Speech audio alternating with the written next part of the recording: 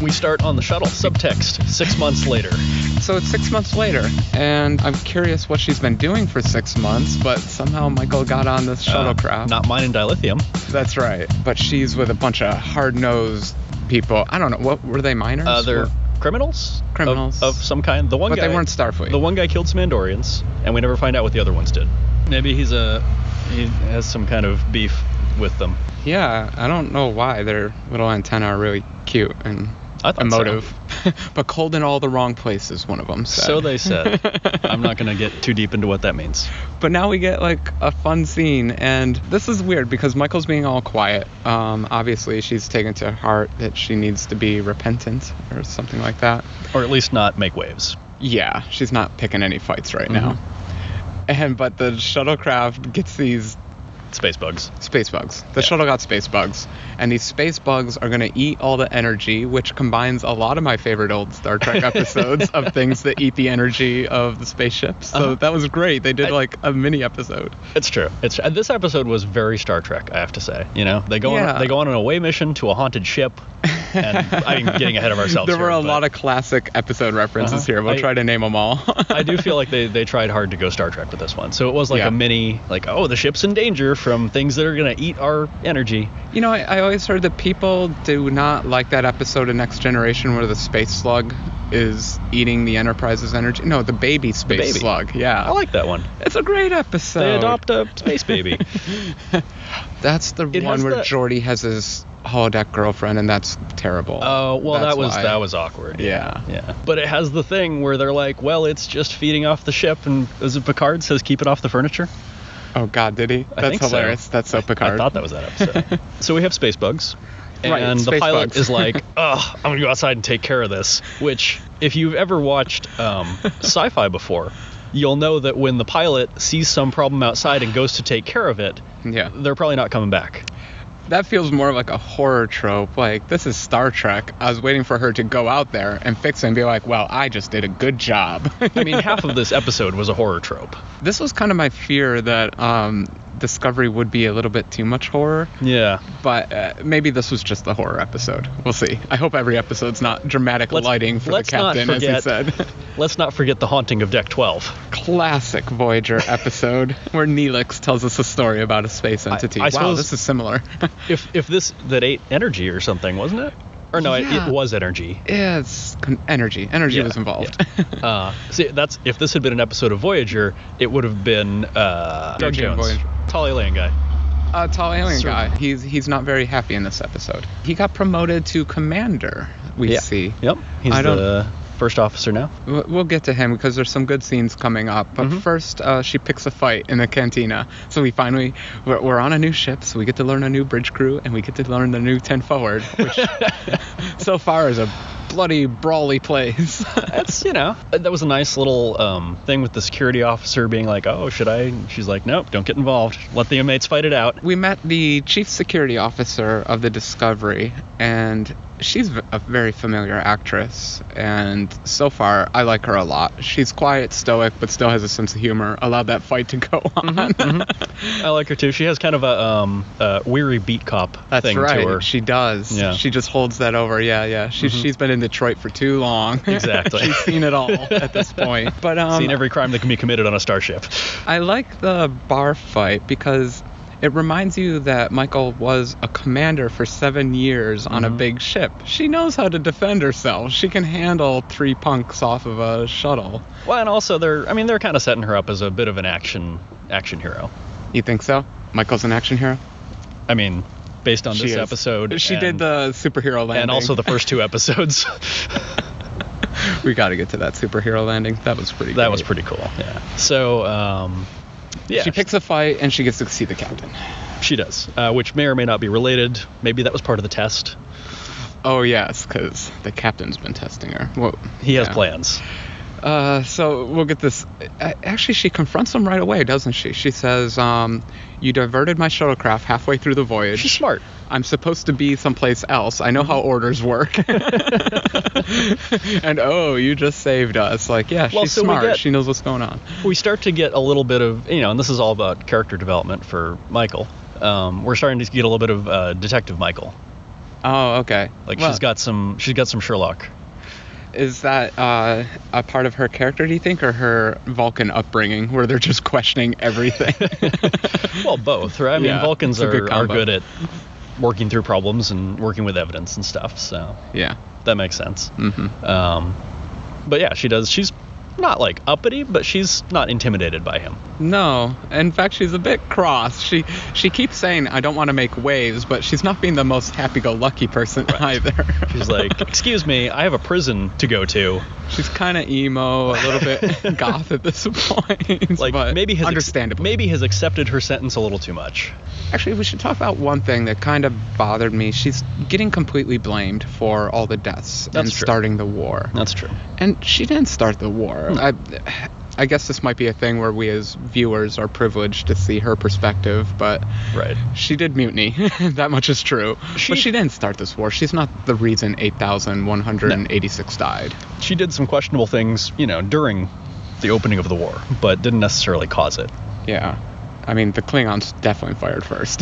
Yeah. She wanted to fire first. What did she call it? An unprovoked, unsolicited, or something. A Vulcan hello? Yeah, it was a Vulcan hello. Good title so far. The title of this episode, by the way, in case you haven't noticed, is King's Context. Context is for kings. Context is for kings. Universal rules are for idiots, I guess. I don't know. I don't remember the line. Sorry.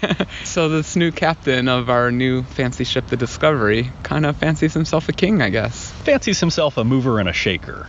But yeah kind of that. And what did he say? An air of mystery? His eyes are damaged, I guess, from a Klingon battle. I like that it's kind of hard to get a read on him so far. He's not completely dour. I thought he was going to be super sad face, grumpy guy. He smiles. He likes fortune cookies, a weird affectation. So you don't forget who the captain is. There's a nice line in there, like, oh, my family used to make food, but that wasn't really a problem until, you started that war. Oh, yeah, so... Because the Klingons are burning our crops now. Oh, gosh, yeah. Tough time to be a Starfleet person, I guess. It's a little sad, again, that he's blaming her for the war. You would think he'd have a little better perspective there. Yeah. They did not fire first. Whatever. But we also kind of established that he's telling her what he thinks will get her to join his cause. So she says... But this is way later, of course. Yeah, well... that whole conversation later. Right now, she's sticking to the line of, look, I just want to keep my head down and not do anything. And he's like, look, you're on my ship and you're going to do what I tell you. I think she wants to continue on, but she wants time to figure things out. I mean, I guess that's a reasonable point. She's still a little traumatized. Yeah. But the captain says, whatever, I got this science project going on, and I hear you're mad smarts. So I hear you're good at math, and we need somebody to go down and, I don't know, refactor our source code. And he read the report. He knows that she's a stellar commander, aside from the whole mutiny thing. Okay, so she goes down and meets the engineers? Goes to her quarters. Oh, yes, this is the best scene here. She gets assigned to some quarters, where she goes and I guess emos out on a bed for a little bit, and then meets her roommate. It's tough, man. She went through a lot getting on that ship. She had to fight people, man. Got some bruises. She meets the coolest addition so far. The most likable character, I guess, so far. The most relatable? Yeah. The bubbly roommate, Tilly S. Sylvia. Who is a little different, really, from anyone else we've met in this universe so far. Star Trek at all, you mean? The show. I mean, Neelix, I guess, is the closest I could come up with. No, there were lots of those. On Discovery. Okay, yeah. She's the first person we've met who seems anywhere close to the description of bubbly. Everyone on the Discovery, we should know, the Discovery is not a happy ship. A, it's wartime. B, they're doing something very suspicious that they're not at all interested in telling Michael about, which means we don't get to know either. That's true. On the way up to the bridge, we see someone with a black badge. A black badge with quite a good-looking uniform. Yeah. Oh, the Black Ops guys. They get all the cool stuff. Section 31? Probably related. I'm assuming that's what they are. We'll see. Tilly's great because she's bubbly. She speaks her mind. She talks too much. She's a cadet. She's a cadet, She is our Wesley Crusher, if you will. She wasn't allowed to have a roommate because she has a lot of allergies. What did she say? The polyesters, the cotton. No, she said she has like a disability or something, or special needs. She said she has special needs is why she doesn't have a roommate. Apparently her special need is she needs a roommate who's deaf because she snores. Oh, I thought the joke was like actually she talks too much, so people just keep telling her things. They don't quite hit it off because it turns out that everyone in Starfleet hates Michael. Yeah. That's what we learned too. Mm-hmm. News has spread. We don't know how the internet works there, but the news says to them how it's spread.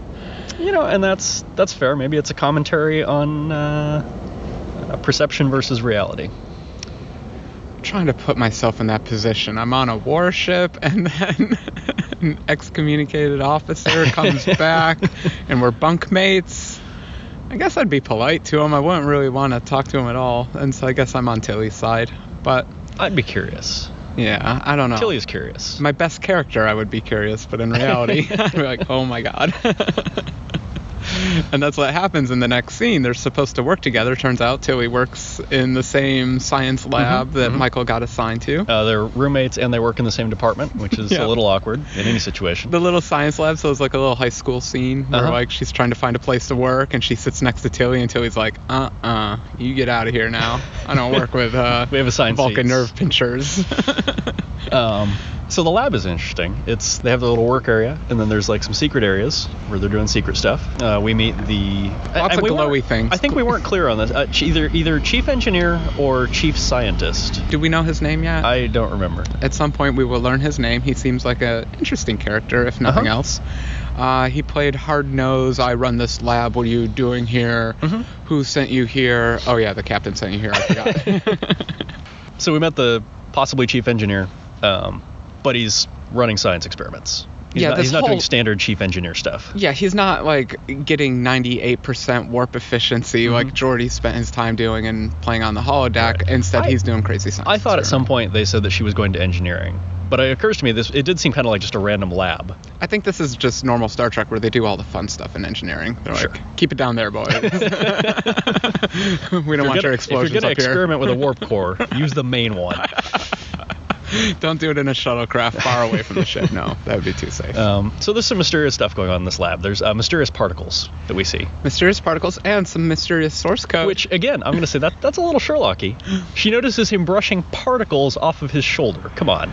And she's like, those are red clay that's only found in a certain part of the riverbank. Wow, okay. So you like Detective Michael. I like Detective Burnham. We actually skipped a scene. When she was falling asleep in her quarters, they went to Black Alert. That's right. Wow. That's right. And I said, wow, what's Black Alert? And that's such a cheap trick for the writers to do, but they got me. Black lights come on. Oh, like black lights, yeah. Get it? The good kind of black lights. Yeah. Oh. And then the walls turn to liquid. The walls didn't turn, did they condensate or did they turn to liquid? I wasn't 100% clear on what was going on there. There was floaty liquid at one point, and then it turned into proper liquid with gravity. And it turns out we learned later that was actually a jump. But I forgot how far they went. It wasn't very far. Not very far. Unimpressive distance. Yes, they are not happy. They need smart people. So that's pretty trippy. Yeah. So Michael starts playing with source code, and I love this scene because they put source code up. You never see source code on Star Trek. It's always the LCARS interface. So I'm a total UI nerd. So you're gonna have to pause that later and clip it out, make some kind of YouTube video of it, maybe. Did that look like a recognizable language? It did. It had elements. The structure was there. I think it actually had curly braces, which puts it in the C programming family, the most common we have today. It'd be kind of scary if a 1970s technology makes it into the 22nd century. I could believe that C will last another couple hundred years. 22nd century, 23rd century. Should really read some Wikipedia articles at some point. 23rd century, I think. Okay, let's stick with that for now. She confronts blonde engineering dude and says, look, you're doing like biology and physics and mathematics and what's going on? And he's all like, above your pay grade, get out of here. Right. And then she's like, well, and also you made a typo. Yeah, she found a bug in his code. Yep. She doesn't know what it does, but she's like, I know that's wrong. I'm a freaking commander here. I love that Starfleet training includes programming. That is cool. Or at least Vulcan. Assume Starfleet too. Yeah. We always had to kind of assume that they were doing something. They just never really showed because they talked about programming holodeck stuff. That's true. And it was usually just the Alexa interface to it, but right. Their idea of programming is you just tell the computer some stuff. Yeah. It's fun to see some source code. That was cool. But lo and behold, we actually learned that blonde engineering dude, which we really need a name for. Yeah. He has a friend on another ship, and they're co-workers, and they bicker, but one guy's concerned that the other's jumping too far ahead in his research, going too fast. Yep. Slow it down, buddy. Doing too far? It was like they're doing kilometers or something? Did they even talk about distance at that point? It was pretty vague, the conversation. I thought mass came up at one point. Okay. Yeah, at this point, we don't know what the science experiment is. We'll soon learn that it's all about this jumping. He's conducting an experiment. Yeah. Engineer guy is worried about it. He's worried, yeah. And then I think the next scene is like the ship, they get an alert that ship is... Above top secret alert. Above top secret alert, yeah. He didn't have to enter a code. We didn't hear Picard access code 12345. Well, they use breath prints. That's true. They have breath prints on this ship, which are not terribly secure, as it turns out. Yeah, I think it's actually the next... Or maybe we even skipped over that scene. They're not terribly secure because Michael wants to see what's actually in the lab here. She does. Yeah. And I don't remember if this happens before or after we hear about the other ship. Yeah. But basically she goes to her sleeping, snoring, drooling roommate and collects some of her drool. Which was totally gross. Who drools that much? But I'll give it to him. Tilly is a little funny. Also, Burnham showing some more skills here. Mission Impossible. More detective. Okay. Are you trying to make her like a Batman or just Sherlock? At this point, I'm actually starting to think it's a little more James Bondian. Oh, because she solves the mystery, but also he's also the action star. You said. Is that not a James Bond thing to steal someone's saliva and then use a little air burst to blow it into the breath print analyzer? Yeah, that sounds complicated enough to be James Bond, and that's exactly what she did. So she does that. She gets a little can of air from somewhere, I guess. And it looked like a med pack. Yeah. At first, I thought she was going to get a tricorder and analyze her breath to find out the little bugs in her breath or something. I was worried she was just going to put it in her mouth and breathe it into the thing, which would be pretty hardcore. Okay. But a little weird. Boy, I'm glad they didn't go there. Yeah. Okay. Well, and then she discovers a glittery, glowing forest, which is super weird. They're growing something in there. It looks kind of cool. It looks kind of almost like it's underwater. It's kind of waving. I was wrong at this point, but I really thought it was a holodeck, and I thought we were going to get to see the birth of the holodeck, and they were doing that experiment. I don't think you're going to beat the Klingons with that. Oh, yeah, that's right. Actually, Enterprise set the history for the holodeck, in fact. Oh, wow. Yeah. Okay, but now we can fast forward. Something bad has happened to the sister ship. To the Glenn. Yeah. Oh, the Glenn. Okay. It's a funny name. John Glenn. Oh, excellent. I assume. Okay, You got it.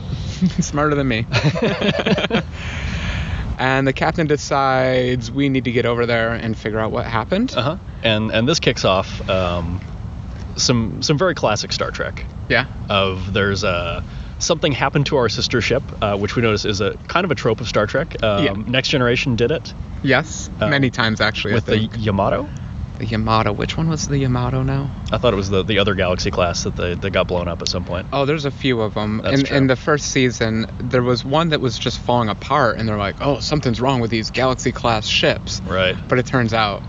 Actually, I forget how it turned out, but it wasn't a design flaw, it turns out. Alien parasites or something. Yeah, something like that. And then Deep Space Nine, they did Empok Nor episodes. That was the classic one there, where you see the upside down or crooked version of the station. They just tilt it. They tilt it a little bit. They do Dutch angles. And in this one you can't tell if it's is that evil or is that good? It's hard to say. But this is cool because we get to see, as you said, they get to reuse the set, but from a viewer's perspective, we get to still explore the set. We're on a different ship, but we still get to know the ship. We haven't spent much time on Discovery. To begin we're still with, learning this puppy.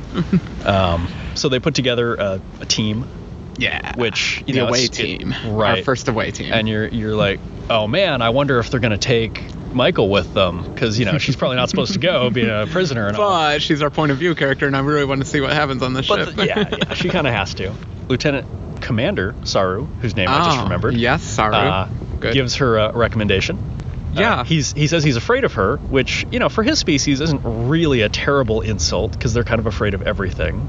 Yeah, they had a good good scene. I don't know. I felt uncomfortable the entire scene earlier when they met up in the hallway at the Discovery. Yeah. And she apologized, basically, for...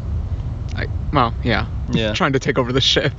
Yeah, and he pulls the line, what was it? I believe you're dangerous, and I will protect my captain better than you did yours. Yeah, that was a slap ouch. to the face. Yeah, this guy is not pulling any punches. Ouch. He's very clear how he feels about the whole situation. Report to the medical bay for burn treatment. Oh, wow. But I think they had a few too many conversations, and they were a little bit too long. Between Michael and alien guy? Yeah, I feel like they were trying really hard to repair that relationship, like in this episode, and they spent a lot of time apologizing to each other. You think they're gonna be best friends in the next episode, or are we gonna keep this up for a while? I hope not. That would be a little too easy. You want some drama? It would feel unearned, you know?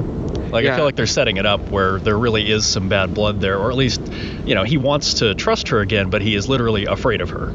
I'm thinking back to Voyager and Tom Paris and Chakotay. They were set up as kind of enemies. Chakotay hated Tom Paris, but that lasted all of like 3 episodes. Yeah. So I'm curious to see. Well, there's a relationship I never thought about. Oh. They didn't have a lot of scenes together. No, but they started them out as kind of enemies, and they were taunting each other. Yeah. But that just went away.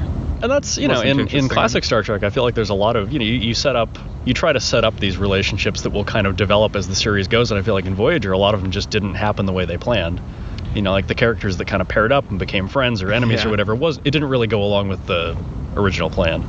Yeah, now that I think about it, you take Next Generation, everyone starts out pretty well integrated. They're still getting to know each other, but no drama between them. Yeah. There's the Riker-Troy thing, but they kept it professional mostly. Yeah. Whereas this one, it's just like drama everywhere. Every character has some drama associated with them. Yeah. Blonde engineering guy just lost his best friend on the other ship in a horrific way. We should talk about that. I guess we are up to the away mission. So, they take a little shuttle over to the ship, and they see these bodies on the ship that are just like distorted. It was very X-Files manner of death. Yes. Okay. Well, they were little balls of people, unfortunately. Yeah. Well, that was the thing, is that it was kind of dual horrors of the people. Like, some of them were clearly affected by the experiment, the science experiment. Like, they were all like turned inside out and stuff. Yeah. But then also there was the critter running around eating Klingons. Well, we saw Klingons too, though. Yeah. Not the only bodies. Yeah. And which was we were talking about, this is so many classic horror tropes in this one. You get the scare of like, oh, there's somebody in the shadows, and then they come out, and then something eats them. Yes, but this was kind of a hilarious scene, I think. It was. Because a Klingon steps out, a living Klingon. Actually, it was Tilly that called him out. Yeah. She's all like, you in the shadows, come out. Yep. Tilly's on this mission, even though she's just a cadet, but whatever. That is kind of a weird one. I feel like there were several She's like other... a Wesley Crusher. She just goes along on everything. She's smart. She's in the science lab. We send her on all the away missions. So this Klingon pops out, and we're all ready for this like showdown, and he shushes them. Yep. It's like, quiet. There's this crazy beast murdering everyone on the ship. Shut up. And 1 second later, he gets eaten by a murderous beast on the ship. Yep. Too bad, Mr. Klingon. We hardly knew you. And we don't know what happened on the ship. As usual, all logs are corrupted, because logs get corrupted very easily. They salvage some stuff out of the science lab, including a completely unexplained a navigational hack. They just started like cutting everything out of this one room. I was amazed. Like, they're like, we need that, we need that, we need that too. Yep. Meanwhile, the monsters pounding on the door. It was you said, they were keeping the thrill factor high in this horror thriller show. So watching. I feel like what this is implying, to speculate a little bit, is kind of a Doom storyline, right? They opened a portal to hell in that case, or whatever, the nether space. And something climbed through it and started... Those were my thoughts, too. Yeah. I feel like they're working on transportation, but that inevitably means other things can transport to you. A door once open can be entered both ways. Oh, what's that from? Oh, too many things. But Doctor Who was the specific one I was referencing there. There you go. Yeah, I mean, it looks like, maybe they went through hyperspace or some interstitial space. It warp killed everyone on the ship. The creature ended up there, and then it came back to regular space.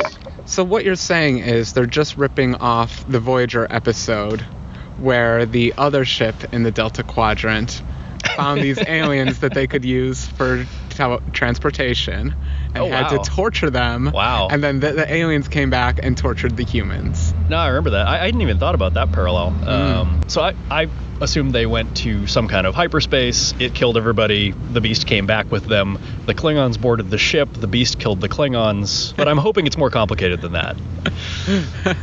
I'm laughing because it's all solved pretty quickly. They take as much as they can off the ship, get the heck off the ship, which is good. So they didn't do a whole episode of horror. Yeah. But then we learn quite quickly the captain's just like, well, that's that, and blows up the ship. So no second away team, nothing like that. No further investigation of the Klingons. It's just, that was scary, let's blow it up. Wasn't that kind of a valuable ship? Yeah. I mean, these ships look nice. Yeah. I can't believe I just said that. A, I'm on record of hating the design of the Discovery. B, oh my god, it's growing on me, and I hate that. They're totally brainwashing me. So when I saw them blow up a Discovery, I was like, well, that's sad. And it means they totally misled us with the previews last week. Oh, was there a shot of it blowing up? There was a shot of the Discovery blowing up. Classic. Or not the Discovery, Glenn. I think they do that in the preview of every episode where they blow up a ship that looks like the hero ship. That is cheap, CBS. Don't play these games. My heart can't take it. But yeah, let's talk about the design a little bit. We actually get to see the Discovery for the first time. Yeah. It makes the same entrance as the last ship, coming down out of the ether from above. Mm-hmm. Let's start with the good. Mm-hmm. It's got a saucer and 2 nacelles. So they didn't give us some weird, That's true. I didn't want some crazy configuration. It's standard Enterprise configuration. Where it diverges is, let's see, the disc is actually a disc with kind of a bubble-ish kind of thing in the middle. It's 2 separate pieces. How are they joined? Have you seen them, junction points? It has spokes. Yeah, some spokes. Does it have the ball and then a ring and then another ring? Is that the design? Oh, are there 3 rings? Are there 2 gaps or 1? I don't remember. There might be 2 gaps now that you say it, but one's a smaller gap. I did notice in the initial flyby, we get to fly up through the gap. Oh, did we? It does. It highlights even notice. that. Yep. Oh no. Yep. It highlights that, and then pulls back to give a nice 3/4 shot. Fantastic. Glamour shot of it. Okay, so I'm not 100% sold on the design yet either, but it is also kind of growing on me. The part I don't like most is the large triangle, the big delta in the back. Yes. It evokes actually a Klingon vessel. That's what Klingons look like. It does. It also reminds me of wings in general, which I always liked that Star Trek ships don't really look like they would work in gravity. We have infinite energy. We don't need wings. Right. Exactly. Yeah, so that delta at the same time starts to look good after a while. Hate to admit it. Yeah. But we get to see the inside for the first time too. The corridors remind me of Next Generation. There are 2 angles. It's all metal now. We don't get the lush carpeting of the Enterprise D. Yes, or the many primary colors of the original Enterprise. No colors. They're just afraid of colors. No homage, right? The doors could have been dark red, but no, they're just dark silver blue, with, everything else. with a lit up pattern on them. Is there? Yeah, that's kind of cool. Pay more attention to these sets. The sets are good. You know what I liked? Them. I like that the Shenzhou.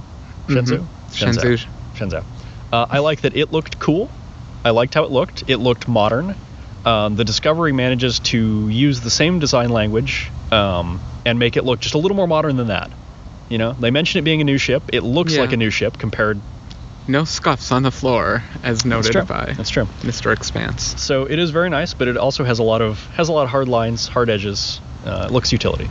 It is, and parts that would be glowy bubbles in the next generation have like grid work through them. They're trying to really make it look like there's a lot of detail on this ship, and it obfuscates. It's almost like we're seeing an HD ship for the first time. The rest were just decent approximations of what this ship looks like. That's true. I look forward to seeing the transporter room. Have we seen? Yeah, we've seen transporters. There's actually there was a good transporter joke in this one. I loved it. The captain did a site-to-site transport. I believe that's actually in the next scene that we should talk about. So Michael is very upset at this point. Okay, I'm going to rewind one more time and say we got a lecture from Engineering Guy about what they're up to finally. And it was the most nonsensical garbage I've ever heard on a sci-fi show, and it made me so angry. Deep down, physics and biology are the same thing. Okay, whatever. Isn't that what they say is biology is just applied physics? Yes, biology is applied physics. Physics is not applied biology.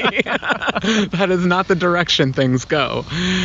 So I was a little annoyed by that technobabble, whatever they call it, but this was not good.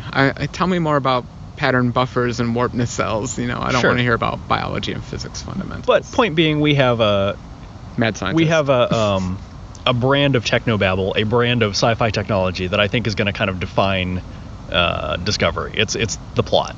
It is. We're going to have to deal with this biology physics conundrum for a while. And maybe they'll make it make sense. Maybe they won't. Yeah. So Michael comes back and she's like, I am done with this. The shuttle's ready to leave the Discovery. It's been all repaired. I'm out of here. And Mr. Stone-Faced Captain says, why don't you like to join my crew instead? Standard recruitment speech. What was his sell? His sell was, we're doing something really important here. What do you want to do with your life? Just be sad all the time, or do you want to help us win this war that you started? I thought that was his final line. I don't know. It was the one that sold it for me. Yeah, definitely. You owe us something. I feel like he was saving something. He was saving that. Yeah. He was saving that one for you did kind of start the war, so... Maybe you should take one for the team here and help me with my mad science experiments. And this is when, finally, he does the transporter gag. He says, I need a site-to-site transport from my office down into the super-secret engineering lab. Right. And I love that because we do not get enough site-to-site transporter usage in Star Trek. No, we don't. I'm sorry. If you have transporters, you're going to use them. And probably because that's an effect, and effects cost money. And nowadays it's cheap, though. That's the easiest effect on the planet. Oh, yeah. Actors, leave the scene now. Yep. Throw some stuff at it and it's done. I think they actually used glitter in the old days, like the original Star Trek. In a bowl, they'd swirl it. Oh, that's cool. Yeah. So they transport down to the science bay. Yeah. And he explains what it's really about, which is transportation. Yeah, again, he did the horror thing, though. He's like, please get in this glass chamber for a moment. Trust me, I'm the captain. Even though there's still dramatic lighting all around. I was scared for a minute, but she trusted him. I guess she's used to trusting Starfleet people.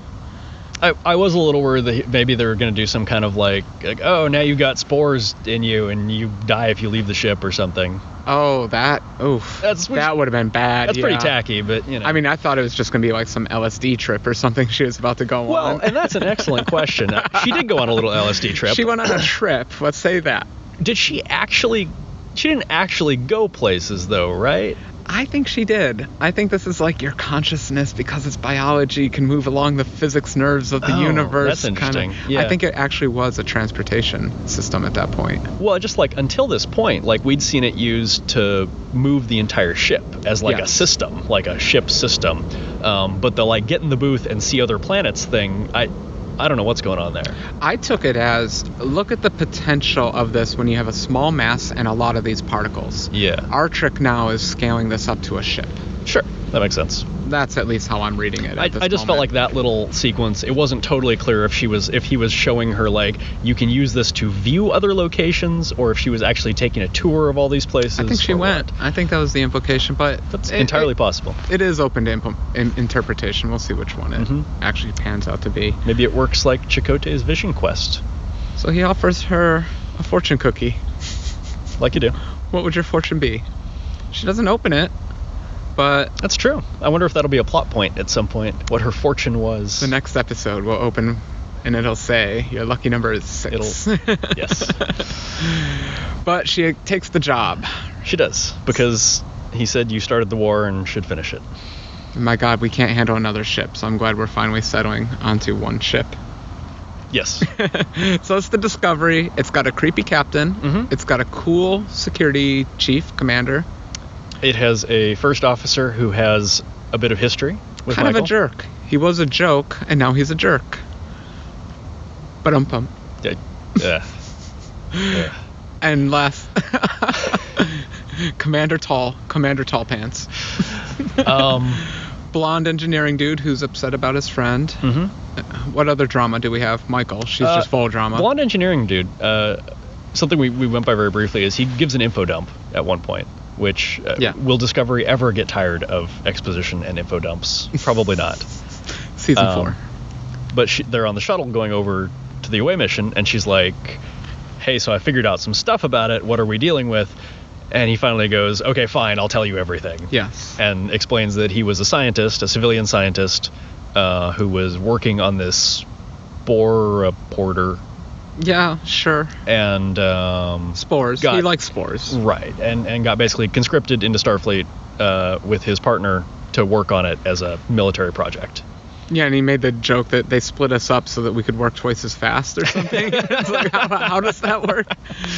And I guess one of the reasons I keep getting confused about his position is because he is always in engineering, but at the same time he was conscripted. So why would he be chief engineer or anything like that? But also they had their I guess spore trip chamber, and then they had the spore garden, but there wasn't like a warp core in there. So I'm thinking this is not... We haven't actually gotten the warp core glamour shot yet, or have we? I don't think we've seen main engineering. They've been in a room with a red circular thing. I wonder if that's the red warp circular core thing. Yeah. I don't know what that is. I'll have to go back to the video. Yeah. Oh, we get one more great scene with Tilly. And Tilly, she's not drama. She's just kind of nice. Uh-huh.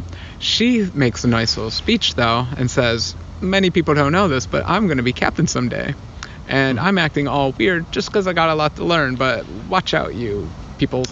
Yes, she is, she has big plans. Big plans. They better not kill her. Oh, no, they won't do it. But they're going to make her suffer. I think she's going to be O'Brien, and they're just going to put her through terrible, terrible things. Episode after episode, she's going to be the punching bag, but eventually she'll command the ship, and she'll do a good job. As long as she's not Harry Kim. She is just a cadet, though, so that means she's going away at some point. Well, hopefully she won't be a cadet for 7 seasons. Fair enough. Okay, so overall, good episode, bad episode, best episode ever. I thought it was a great follow-up to what we've been introduced to so far. Yeah, it was a big exposition. Was that good, bad? I don't know. You didn't answer the question. Answer the question. Oh, I thought it was good. Good? Okay. Yeah. I'll give it a good also. It wasn't great. I didn't think about all the exposition until you just mentioned it, talking here. But overall, I thought it was mostly kind of a forgettable episode. It was almost like too many things happened, but it was just a lot of character introductions, technology introductions. Here's the ship, so it's good for all that. That's true, and... It was entertaining. It was definitely entertaining. I'll probably rewatch it a couple times. You know, in 10 episodes, when we look back, it'll probably be like, oh, that's the episode where not everybody was that fleshed out. They did a lot of exposition. Not much happened. You know. But for a week-to-week thing... Yeah, it's working. We're here for the exposition. We're advancing the drama. We got some more drama. It's good. Exactly. Couple of notes about art direction that I liked. Okay. I really like everybody's shoes. Oh, I missed the shoes. I will have to pay attention. One of my things about Star Trek has always been that everybody wears those stupid, like... Black boots. They're these, very simple black boot things. Restaurant staff style black boots. I hope people in the restaurants don't have to wear those. Fair enough. They don't look very practical. They don't look super comfortable. They don't look very futuristic. I mean, how futuristic is leather boots? Well, they don't show up that well on standard def. It's okay. And they don't show up that often, period. I mean, how often do you see people's shoes on Star Trek, right? So I actually heard you note this when we first got our shot of the commander. You're like, oh, he has interesting feet. That's true. Actually, yeah. The commander has backwards leg. Oh, he has backwards feet? He has like dog leg style. Oh, that's why they always show him from waist up. Yeah. Because they CGI'd it in one shot. They did prosthetics. They're the shoes that kind of mimic that in one shot that aren't didn't look quite as good. So they'll probably settle on one or the other. A lot of time in the makeup chair for that guy. But their shoes are these really kind of futuristic looking, almost like modern sneaker, like high-tech sneaker kind of, but are boots. Yeah. What are they? Simple design? Are they complicated? Medium complicated. They're like the uniform, medium complex. So it's like a sneaker boot, like a Converse. Not like Converse sneakers. Like think like Jordans. No. Sure. Yeah. Yeah. Okay. Like modern, super high tech basketball shoes, running shoes, that kind of thing. Okay, I will have to pay more attention. Yeah, with cool little Starfleet emblem buckles. So that was neat. And then they did a little thing where we got to see someone use a phaser in beam mode. Oh, you got very excited in this scene. I got very excited about that because I like phaser beams. The pew-pew phasers are cool. They make for good action. They don't add Star Trek to me. And they really beefed this one up. This felt like a proton pack, like fighting some ghosts here. It was like, boom. The sound effect was good. Mm-hmm. I think she even used two hands maybe for that. Melting their way through a door. That was pretty cool. And she said, well, even with this giant gun, it's still not cutting fast enough. Yep. So I wonder if they have, we still need to see the pistol style weapons. I had some of those. I'm sorry, I meant to say rifle. Like phaser rifle. Yeah, there was a security guy standing by the back door of the shuttle. They showed a couple of shots of him. He was just standing there. I don't know. And he was holding a rifle. And I think they told him to stay with the ship. And he didn't die? He didn't die. Fantastic. I think the Klingon was the only one that... Did we lose any red shirts? We should have a red shirt counter for this show. Yeah, somebody in the back got eaten. Oh, no. Who was that? That was pretty fast. Well, we did lose a Klingon. We know that, but it's not a red shirt. At the time, I thought it was... we did lose a red shirt? At the time, I thought it was the security chief, because she was kind of... But then I guess she was the one that was burning through the door, right? So yeah, security chief, she was fine. Yeah. So, but no, somebody got eaten right before they got into the lab. We forgot one last thing also. The creepy closing scene between the security chief and the captain, where there's a little shop of horrors of all his grotesque creatures that he keeps. It turns out he likes animals. I wonder if those are creatures that he brought back from the rift. That's kind of my assumption. Or the, what do they call it in Warhammer? Xenobiologist? Astromycologist? I think he seems like the type that tortures them, though, so I'm a little worried. Where are his Starfleet ethics? That's we got making a Starfleet ethics speech in this, too. This episode was all over the place. A lot of Star Trek in this episode. That's true. The name of the episode comes from a little speech he gives. And was this her retort to him? Well, he gave his speech saying he can look past her mutiny because kings can understand context. Universal rules are for plebes, basically, and context is for kings. He can look beyond that. Yes. But her reply was, I'm Starfleet. I have a moral code. Mm-hmm. Just because I was court-martialed doesn't mean I don't believe in that moral code anymore. Right. I'm going to follow this. Right. And he's all like, how about you see a site-to-site transport? And then shows her the spore. Yeah, the transportation device. Mm-hmm. Yeah, it was, there was a lot in this episode. There is. I mean, we know that this transportation method is not going to work out. No, this has Voyager written all over it. I mean, anytime anyone has ever tried to go faster in Star Trek, it's resulted in lizards or explosions or the lizards. I forgot about the lizards. Getting lost in subspace for 100 years or something, And I don't recall Geordi ever talking about the nerves of the universe, so I'm pretty sure this theory is not going to pan out too far. Yeah, I'm pretty sure he was a physicist, not an astromycologist. So he didn't believe in the power of the spores. I guess that tells you what jobs survived to that century. Yeah, exactly.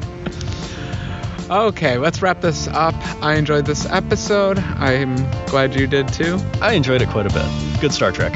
Great. Until next week, we'll see some more great stuff.